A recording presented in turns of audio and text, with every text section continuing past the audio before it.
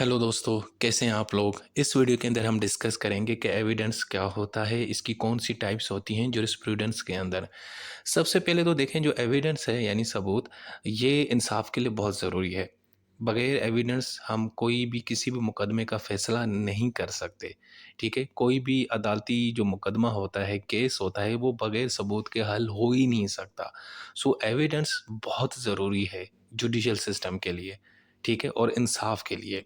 सो evidence को समझना, उसको परखना और उसकी अवेयरनेस होना बहुत ज़रूरी है। सो आम तौर पे अब एविडेंस क्या है? एविडेंस का मतलब है कि ऐसी कोई भी इंफॉर्मेशन जिससे अदालत को आसानी हो फैसला करने में। सिंपल।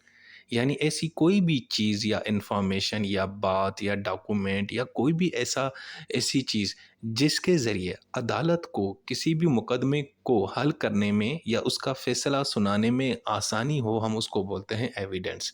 ठीक है? और ये जनाब जो एविडेंस है वो हर किसी भी मुकदमे का जो आउटकम है वो डिटरमाइन करता है। ठीक है, कि इस केस में किसको सज़ा मिलेगी या किसको सज़ा नहीं मिलेगी, कौन-कौन गलत है, कौन सही है, ये कौन डिटरमाइन करता है? ये एविडेंस डिटरमाइन करता है, सबूत डिटरमाइन करता है। ठीक है जी? सो ये हो गया इसका इंट्रोडक्शन। अच्छा जी, अब हम देखते हैं एविडेंस की डेफ़िनेशन क्या है। एविडेंस का मतलब कि ऐसी कोई भी मटेरियल चीज़, मटेरियल मतलब जो वज़न रखती है, जो स्पेस कैरी करती है, जैसे कोई वेपन हो गया, कोई किताब हो गई, कोई डॉक्यूमेंट हो गया, ठीक है, कोई हथियार हो गया, कोई भी ऐसी चीज़, मटेरियल। और दूसरा फैक्चुअल असर्शन, यानी कि कोई भी ऐसी स्टेटमेंट या बयान जो फैक्चुअल हो, जो सही हो, सही बात, दुरुस्त बयान हो, ठीक है ना? जैसे हम ओरल टेस्टिमनी नहीं देते, हम कहते हैं ना कि जी मैंने अपनी आँखों से देखा फलाँ बंदे ने फलाँ को मारा। तो अब ये क्या है? अब ये एक फैक्चुअल आप स्टेटमेंट दे रहे हो। ऐसी कोई कोई भी मटीरियल या ऐसी कोई भी दुरुस्त बात, फैक्चुअल बात, बिल्कुल सही बात जब आप अदालत के सामने पेश करते हैं और जिसमें अदालत को जनाब सच जानने में मदद मिलती है, हम इसको बोलते हैं एविडेंस। यानी एविडेंस ऐसी कोई कोई भी मटीरियल या कोई भी ऐसी फैक्चुअल स्टेटमेंट जिसके ज़रिए अदालत को आसानी हो सच जानने में, उसको पता चले कि अच्छा या ये सच है, ठीक है ना? तो वो जो चीज़ है हम उसको क्या बोलते हैं? एविडेंस। अब ये जो एविडेंस है, ये डॉक्यूमेंट्स की फ़ॉर्म में भी होता है, ये एविडेंस टेस्टिमनी के भी फ़ॉर्म में हो सकता है। लोगों के जो है ना, लोग जो शहादतें देते हैं, लोग जो स्टेटमेंट देते हैं, बयान देते हैं, ये वीडियो टेप की सूरत में भी हो सकता है, या कोई भी टेंजेबल ऑब्जेक्ट, ऐसी कोई भी चीज़ जो फिज़िकली एग्ज़िस्ट करे, जिसको आप टच कर सकें, जिसको आप कैरी कर सकें, ठीक है ना? ये सारी जो चीज़ें हैं वो जनाब एविडेंस की कैटेगरी में आती हैं, ठीक है। अब एविडेंस का पर्पस सिर्फ यही है कि जज और जूरी को कन्विंस करना है कि भाई ये जो केस है, इस केस के अंदर ये फैक्ट्स रिलेवेंट हैं। यानी मिसाल के तौर पर ए ने बी को मारा, ठीक है ना, और ए ने बी को वेपन से मारा है, किसी रिवॉल्वर से मारा है, दिस इज़ मतलब ये केस का इफेक्ट है। एक दूसरी पार्टी कहती है कि जी इसने हमारे बंदे को ना रिवॉल्वर से ना मारा है, दूसरी पार्टी कहती है नहीं नहीं इसने लाठी से मारा है। अब क्या होगा, अब आपके पास एक सीसीटीवी फुटेज है, तो फुटेज से आपको पता चला कि यार वो बंदा वाक़ई उसको क्या कर रहा था, रिवॉल्वर से ही मार रहा था। अब ये जो रिवॉल्वर से मारा था, वेपन से मारा उसने बंदे को, ये एक फैक्ट था और इसको साबित करना था, तो वो ये केस का फैक्ट साबित हो गया। ठीक है जी? सो ये है एविडेंस की डेफिनेशन। अब मैं आपको इसकी टाइप्स बताता हूँ। यार सबसे पहले जो बेसिक टाइप्स हैं ना वो तो कुछ ये हैं, मिसाल के तौर सबसे पहले है डायरेक्ट एविडेंस। अब डायरेक्ट का मतलब क्या होता है कि यानी बिल्कुल डायरेक्ट, जिसके अंदर किसी और चीज़ की इन्वॉल्वमेंट नहीं हो, किसी और चीज़ की इंटरफेरेंस नहीं हो, ठीक है? जो केस के फैक्ट को डायरेक्ट प्रूव करे, ठीक है? मिसाल के तौर पर ए ने बी को कत्ल किया, ए ने बी का कत्ल किया, उसको मारा, ठीक है ना? अब ये एक फैक्ट है। अब इस फैक्ट को कोई चीज़ अगर डायरेक्ट साबित करती है ना, तो हम उसको बोलेंगे डायरेक्ट एविडेंस। मिसाल के तौर पर आई विटनेस टेस्टिमनी, कि वहाँ पे जो सी था ना, वो बैठा हुआ था, उसने देखा कि ए बी को मार रहा है, ठीक है ना? उसने अपनी आँखों से देखा। अब ये उसने जो अपनी आँखों से देखा और उसके बाद वो अदालत में जाके ये बयान देगा, तो ये बयान क्या होगा? It will be called direct evidence, ठीक है? या मिसाल के तौर पे एक वीडियो रिकॉर्डिंग हो किसी इवेंट की, ठीक है? यानी कि एक जगह पे ए बी को मारा था, वहाँ पे सीसीटीवी फुटेज पड़ी थी और वो कैमरा में सबको नज़र आ रहा है कि ए बी को मार रहा है। अब ये भी एविडेंस क्या होगा, डायरेक्ट होगा, ठीक है? हमें किसी और बंदे की, किसी और चीज़ की ज़रूरत ही ना पड़ी। हमारे फैक्ट को उसने डायरेक्ट साबित किया, हमें बस सीधा-सीधा पता चल गया, ठीक है जी? उसके बाद आता है सर्कमस्टेंशियल एविडेंस। अब ये एक ऐसा एविडेंस होता है जो हालात से अंदाज़ा लगाया जाता है। वो डायरेक्ट नहीं होता, लेकिन अंदाज़े से, क्राइम सीन से, इधर-उधर से लगते हैं, चीज़ों का ऊपर-नीचे होने से पता चल जाता है कि यार ये मतलब ये सबूत है। मिसाल के तौर पर क्राइम सीन के ऊपर आपको फिंगरप्रिंट्स मिल जाएँ, ठीक है ना? ए ने बी को मारा, किसी ने नहीं देखा, लेकिन जब आप क्राइम सीन के ऊपर गए तो वहाँ पे आपको एक हथियार मिला, वेपन मिला, उस वेपन के ऊपर जो फिंगरप्रिंट्स थे ना वो ए के थे। अब यहाँ से अब ये जो एविडेंस है ये क्या कहलाएगा? Circumstantial evidence. ऐसा एविडेंस जो आपको सर्कमस्टांस यानी वहाँ के जो हालात हैं, वहाँ के जो मनाज़र थे, वहाँ पे जो चीज़ें थी, वहाँ से आपको पता चला। या दूसरा finding the accused belonging at the crime site, ठीक है ना? कि जहाँ पे क्राइम हुआ था वहाँ पे ए के कपड़े मिले, क्योंकि ए पे इल्ज़ाम था कि उसने बी को मारा है, लेकिन किसी ने नहीं देखा, ना वीडियो रिकॉर्डिंग कुछ भी नहीं थी। लेकिन वहाँ पे हमें ना जो है ना, क्या कहते हैं, ए की कुछ चीज़ें मिली, उसके शूज़ मिले, उसका मोबाइल वहाँ पे हमें मिला, तो उससे भी हम अंदाज़ा लगा सकते हैं। तो ये जो एविडेंस होगा ना, जो एक इनडायरेक्टली आपको बताएगा, वो सर्कमस्टेंशियल एविडेंस कहलाएगा। ठीक हो गया जी? अच्छा जी, उसके बाद है रियल फिजिकल एविडेंस। ऐसा कोई भी एविडेंस जो फिजिकल हो, ठीक है, जो अदालत में भी पेश किया जा सके, जैसे वेपन है, ब्लड सैंपल्स हैं, कपड़े हैं, डॉक्यूमेंट्स हैं, या कोई भी टेंजेबल आइटम, ठीक है ना? कोई भी ऐसी चीज़ जो फिजिकली एग्जिस्ट करती है। ओके, उसके बाद आता है टेस्टिमोनियल एविडेंस, या इसको ओरल एविडेंस भी बोलते हैं। ऐसा एविडेंस जो वर्बल हो, यानी कोई बयान हो, जो स्टेटमेंट हो, खुसूसन विटनेस, जो विटनेस होते हैं ना, जिन्होंने खुद से देखा हो कि यार फलां बंदा फले यानी कि वो जुर्म को देता हो, या केस के बारे में जो उन्होंने आई विटनेस हैं, उन्होंने अपनी आँखों से देखा कि ए ने बी को मारा है। जब वो अपने ओथ के ऊपर कोई स्टेटमेंट देते हैं तो हम उसको बोलते हैं this is the oral evidence, ठीक है ना? यानी verbal statement given by witnesses during a trial और डिपोजिशंस ऑन एफिडेविट, ठीक है? मिसाल के तौर पे ए ने बी को मारा और वहाँ पे सी ये सारा देख रहा था मंज़र। तो सी जब अदालत में जाके ओथ के ऊपर जब ये बयान देगा तो हम उस सबूत को क्या बोलेंगे? हम उसको ओरल एविडेंस बोलेंगे। इसके अलावा डॉक्यूमेंट्री एविडेंस होते हैं, ऐसी एविडेंस जो डॉक्यूमेंट की फॉर्म्स में होते हैं, जैसे कोई कॉन्ट्रैक्ट है, ईमेल है, लेटर्स हैं, ऑफिशियल रिकॉर्ड है, बैंक स्टेटमेंट है, ठीक है? मिसाल के तौर पर ए और बी के बीच में कोई कॉन्ट्रैक्ट हुआ था, ठीक है? लेकिन तो वो कॉन्ट्रैक्ट की जब कॉपी अदालत में पेश की जाएगी तो हम कहेंगे यार देखो ये वाक़ई ए ने बी के साथ कॉन्ट्रैक्ट किया है। ए तो झूठ बोल रहा है कि मैंने बी के साथ कॉन्ट्रैक्ट नहीं किया, लेकिन ये तो डॉक्यूमेंट मौजूद है हमारे सामने। तो वो जो डॉक्यूमेंट की फॉर्म में जो एविडेंस पेश किया जाएगा अदालत में, उसको डॉक्यूमेंट्री एविडेंस कहा जाएगा। अच्छा जी, अब इसकी ना जो लीगल स्टैंडर्ड्स के ऊपर मैं आपको क्लासिफिकेशन बताता हूँ एविडेंस की। सबसे पहले प्राइमरी एविडेंस। प्राइमरी एविडेंस क्या होता है? किसी भी मुकदमे में जब भी कोई ओरिजिनल एविडेंस, बिल्कुल ओरिजिनल एविडेंस पेश किया जाता है, तो उसको हम बोलते हैं ये प्राइमरी एविडेंस है। मिसाल के तौर पर कि ए ने बी के साथ कॉन्ट्रैक्ट किया, लेकिन लेकिन बी कहता है कि ए ने मेरे साथ कॉन्ट्रैक्ट किया, लेकिन ए कहता है कि जी मैंने तो कोई वो कॉन्ट्रैक्ट नहीं किया।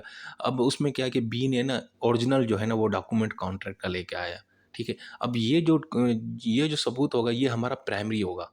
ठीक है ना? This is a very primary. अब अगर वो उसको ओरिजिनल कॉन्ट्रैक्ट नहीं मिला, तो अब उसकी कोई फ़ोटोकॉपी, उसकी कोई तस्वीर व्हाट्सएप पे वगैरह जब वो अदालत में पेश की जाएगी, तो हम उसको फिर क्या बोलेंगे? उसको हम फिर सेकेंडरी एविडेंस बोलेंगे। ठीक है ना? तो कहने का मतलब है कि अगर कोई ओरिजिनल चीज़ सबूत मिल गया, आपको ओरिजिनल चीज़ मिल गई, जो आपके केस को डायरेक्ट डिफाइन करता है या डिटरमाइन करता है, केस को बताता है, तो वो हो जाएगा हमारा प्राइमरी एविडेंस। लेकिन अगर वो प्राइमरी एविडेंस नहीं मौजूद, तो उसकी अगर कोई कॉपी मौजूद है, उसको आप दोबारा रिप्रोड्यूस कर सकते हो, तो हम उसको बोलेंगे सेकेंडरी एविडेंस। ठीक है? मिसाल तौर पर ए कहता है मैंने बी को तलाक दिया, लेकिन बी कहता है कि जी इसने मुझे जो है ना तलाक नहीं दी, तो ए वो तलाकनामा लेके आ जाता है ओरिजिनल, ठीक है? तो अब ये ओरिजिनल जो डॉक्यूमेंट होगा वो प्राइमरी एविडेंस होगा, लेकिन अगर वो उसके पास प्राइमरी वो डॉक्यूमेंट गुम हो गया, नहीं मिल रहा तलाकनामा, तो वो क्या करेगा? उसकी कोई फ़ोटोकॉपी उसके पास पड़ी होगी, या उसके पास उसकी तस्वीर पड़ी होगी, जब वो अदालत में पेश करेगा तो उसको क्या बोलेंगे? Secondary evidence. ठीक है जी? अच्छा जी, उसके बाद है हेयरसे एविडेंस।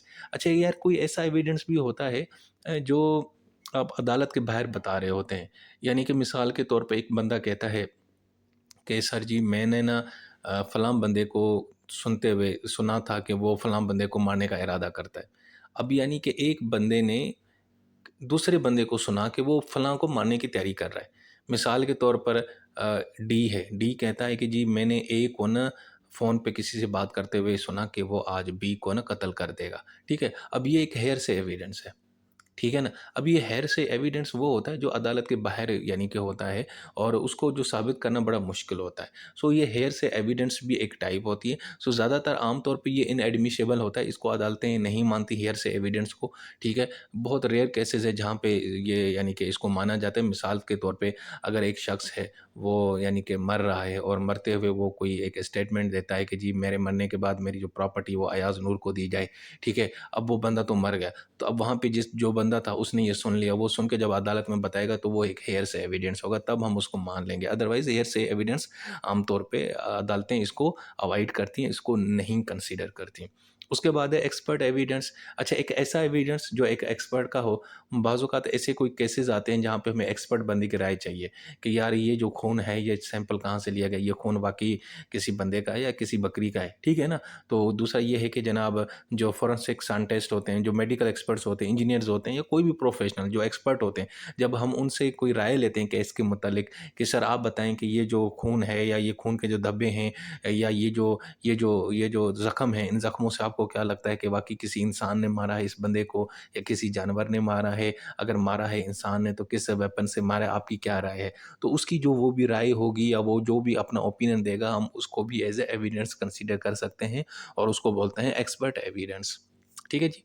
अच्छा जी, उसके बाद कुछ स्पेशल टाइप्स भी हैं एविडेंस, यानी एडमिशन एविडेंस, ऐसा एविडेंस जो जिसकी जिसके पास सारी लीगल रिक्वायरमेंट्स हों, जिसको हम अदालत में पेश कर सकें। ठीक है ना? देखो एविडेंस जो होता है ना दोस्तों, हर चीज़ एविडेंस नहीं होती। एविडेंस की भी कुछ रिक्वायरमेंट होती हैं। अगर वो उन रिक्वायरमेंट के ऊपर पूरा उतरता है तो तभी वो अदालत में पेश किया जाता है। तो हम उसको फिर कहते हैं कि यार ये एडमिसिबल एविडेंस है। अब वो एग्जांपल यानी कि कोई रिलेवेंट फैक्ट हो, केस का रिलायबल हो, लीगली ऑब्टेन्ड हो, आपने कानूनी तरीके से उसको ऑब्टेन किया हो, हासिल किया हो। कुछ लोग होते हैं ना कि वो एविडेंस को ना गैर कानूनी तरीके से हासिल करते हैं, तो वो इस तरह का कोई एविडेंस हो वो इनएडमिसिबल एविडेंस होता है। यानी ऐसा एविडेंस जो अदालत में प्रेज़ेंट नहीं किया जा सकता, अदालत में नहीं लाया जा सकता, क्योंकि वो एक इर्रेलेवेंट एविडेंस है। वो एविडेंस जो है ना वो इल्लीगल तरीके से हासिल किया गया है या हेयरसे है, ठीक है ना? सो इस तरह का जो एविडेंस है वो अदालत में इनएडमिसिबल होता है। सो कहने का मतलब है कि हर एविडेंस जो है ना अदालत में पेश नहीं किया जाता, वही किया जाता है जिसका केस से ताल्लुक है। यानी ए ने बी को मारा, सी ने देखा। लेकिन वो डी जो है ना वो भी आता है अदालत में, वो कहता है कि सर जी वो मैंने खबर पढ़ी थी और कि ए ने बी को मारा है तो मुझे पता चल गया। तो भाई वो तुमने खबर पढ़ी, अब उस खबर का क्या ताल्लुक इस केस से, ठीक है ना? यार कोई ऐसी बात करे या कोई ऐसा एविडेंस जो उस केस से कोई ताल्लुक ही ना हो, तो ये इस तरह का एविडेंस अदालत में एडमिट नहीं होता। ठीक है जी?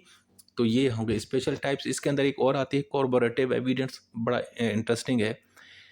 यार बाज़ औक़ात किसी एक एविडेंस को साबित करने के लिए हमें फिर कोई और एविडेंस चाहिए होता है। एक बंदा अदालत में आता है, आके बयान देता है कि यार मैंने ना ए को देखा कि वो बी को मार रहा है। ये अदालत में एक बंदे ने बयान दिया। अब अदालत को शक है कि यार ये बंदा झूठ तो नहीं बोल रहा। तो उसने कहा कि यार वहाँ पे कोई देखो और कोई चीज़ थी, तो किसी ने कहा सर हाँ, वहाँ पे ना एक कैमरा लगा हुआ था, सीसीटीवी फुटेज लगी हुई थी। कहता वो निकालो।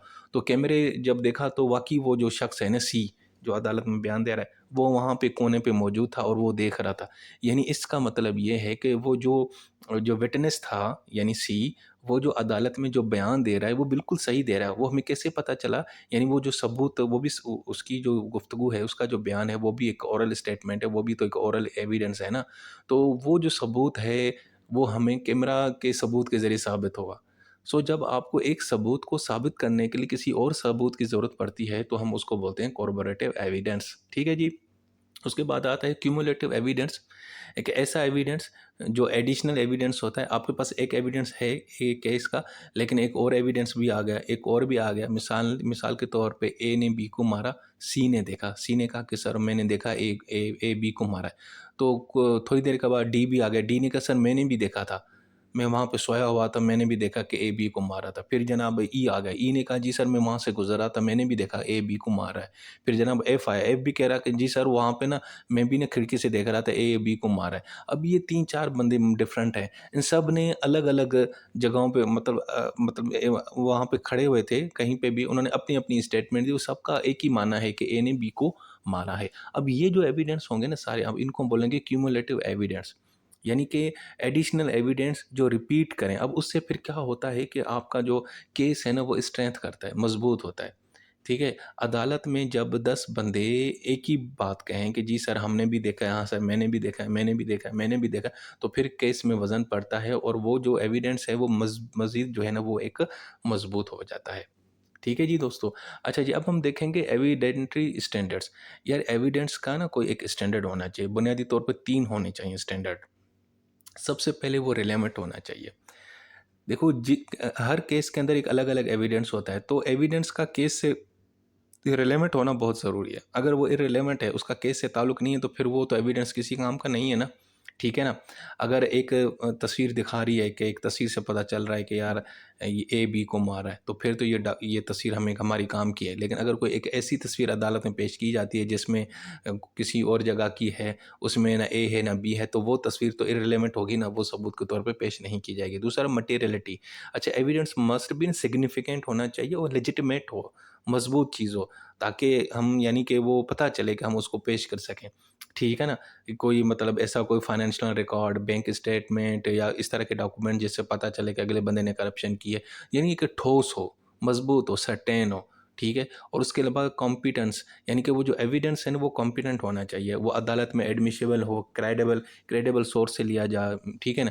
अगर एक टेस्टिमनी कोई बंदा देता है, कोई बंदा अदालत में आके बयान देता है कि या ए ने बी को मारा है, तो हमने देखना है कि वो जो बंदा बयान दे रहा है क्या वो कॉम्पिटेंट है? क्या वो मैच्योर है? कहीं वो पागल या चरिया तो नहीं है? कोई मवाली तो नहीं है कि नशे में आके कह रहा है कि जज साहब ए ने बी को मारा, मैंने अपनी आँखों से देखा, और वो बेचारा वहीं पे टिक रहा है। उसको ये नहीं पता कि जनाब गिलास के अंदर सोडा है कि पानी है कि या गन्ने का जूस है, ठीक है ना? तो इस तरह का बंदा भी की तो बात नहीं मानी जाएगी ना। तो वो कॉम्पिटेंट होना चाहिए भाई, मैच्योर होना चाहिए, सेंसिबल होना चाहिए, रिलायबल होना चाहिए, सेंसेस वाला बंदा हो, तो ये मतलब ठीक है।